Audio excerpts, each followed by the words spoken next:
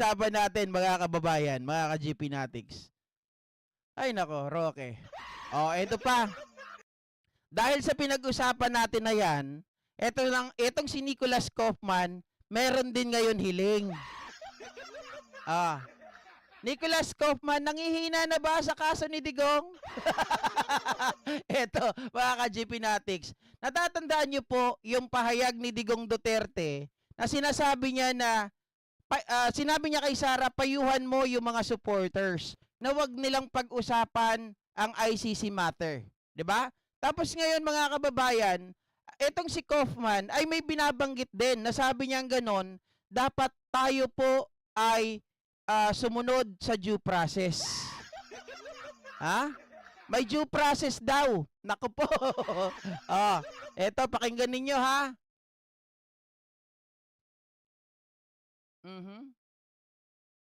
The lead defense lawyer of ex-Philippine President Duterte is confident he has a compelling argument for his client not to be put on trial by the International Criminal Court. But a lawyer representing the victims of Duterte's bloody drug war believes they have overwhelming evidence to secure a conviction. Our Europe correspondent Rose Eclarinal filed this report. Some supporters of former President Rodrigo Duterte continue to gather outside of the prison facility of the International Criminal Court, where the former leader is detained. The group appears to have heeded the appeal of the former president not to publicly discuss his crimes against humanity case over his deadly drug war. Okay, yan yung 'di ba?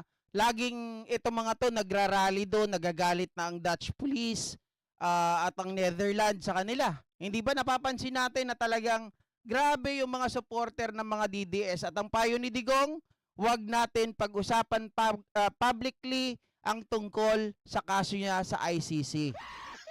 Pinayuhan niya mga kababayan. Ang kasunod niyan, etong si Kaufman ay sabi niya sundin daw ang judicial, respetuhin daw ang judicial process. Bakit, GP? Kasi ito nga yung kanyang pahayag. Kunin ko lang ha. Nawala. Eto. Hindi nyo makikita dyan sa screen nyo. Hindi ko na ilagay. Sorry naman. Eto.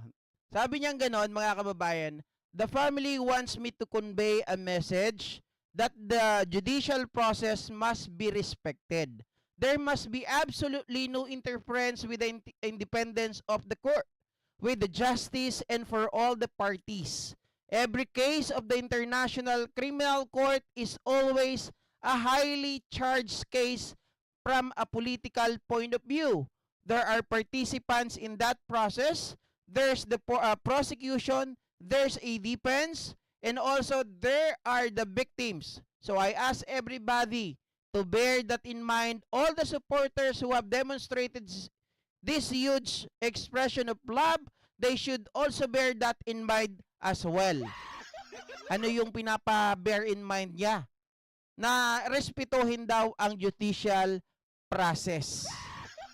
Mga kababayan, mga ka-GP Natics. Ito pa lang si Kaufman naniniwala sa judicial process eh. 'Di ba? Ang lahat ng bagay daw ay nadadaan sa proseso. So wag kayong magmadali. Antayin nyo lang. Antayin nyo lang na hanggang iuwi na si Digong ng abo. Ay, wag naman ganon, GP. Pangit naman nun. Tapos ano, mahumaba pa ang buhay ni Digong Duterte para nang sa ganon, pagdasahan niya yung kanyang kaso. Diba? Yung kanyang mga kasalanan. Sabi ni Mad Superman, pulpul yan si Nicholas Kaufman. Hindi. Nakita ko ngayon mga kababayan dahil nga sa mga pahayag ni Harry Roque, parang pinanghihinaan na ng loob itong si Kaufman. Wala na ba siyang iba magiging depensa? Parang parang kulang na kulang yung ginagawa nilang effort para makalabas ito pansamantala si Digong Duterte.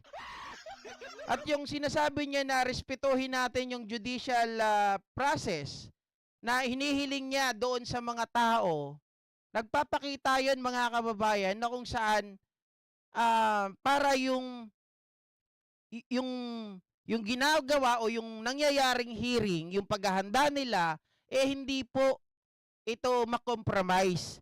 Kasi makikita dito na yung mga taong ito ay mga bastos. Makikita dito, mga kababayan, na maski mga judge ng ICC ay tinatarantado ng mga ito. Alam natin na ang ICC wala silang pakialam sa politika ng mother state nung subject. Pero mga kababayan, makukonsidera pa rin. 'Di ba? Makukonsidera pa rin yung mga tao na yon sa kanilang ginagawa. It reflects kung anong klaseng tao yung kanilang sinasamba. 'Di ba? Sabi ni Gemma, wah, idol, Ash na yun, baka makakauwi. Grabe kayo. Loko-loko kayo talaga. Talagang sinusunod nyo yung sinasabi ko, ha? Nagbibiro lang po ako. Ala, sa kaalaman ng mga didishit ang due process.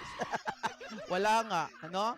Gusto nila madalian. Kanina nga, meron na naman ako nakitang post, eh. Sabi nilang ganon, yung kay Sara Duterte daw, sinabi na raw ng Supreme Court, na ibinasura na daw yung impeachment case against Sara Duterte. Sabi ko ganon, pinakinggan nyo ba yung sinasabi ni Torion palibasa English? Hindi nyo inintindi? Sila ay nag-file lang ng petisyon. Hindi sinabi ng korte na itigil na ang impeachment laban kay Sara at wag nang umpisahan. Naku. Sabi ni Rose Oimatsu, pray na mga DD shit na hindi natamarin si Kaufman. Kaso, problema guys, napaghandaan sila.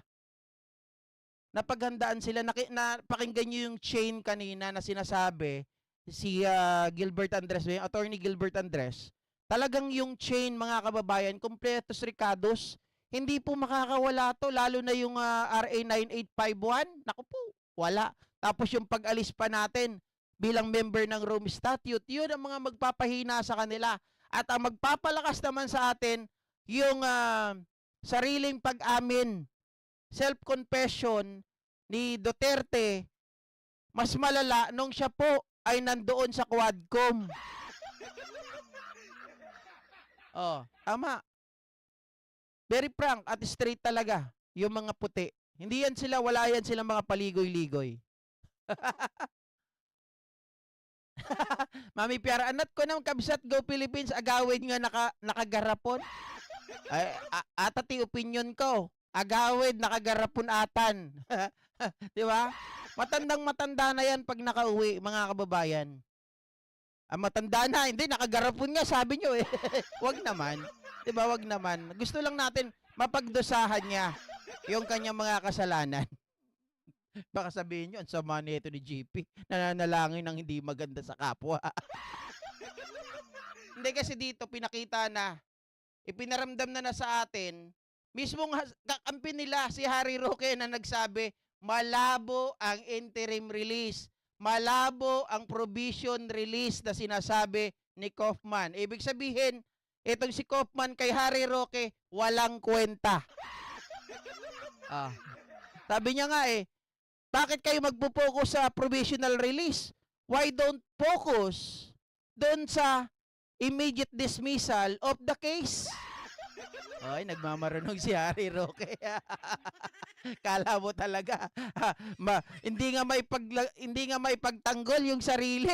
Ibang tao pa inaatupag mo, Harry Roque, para lang mapansin ka.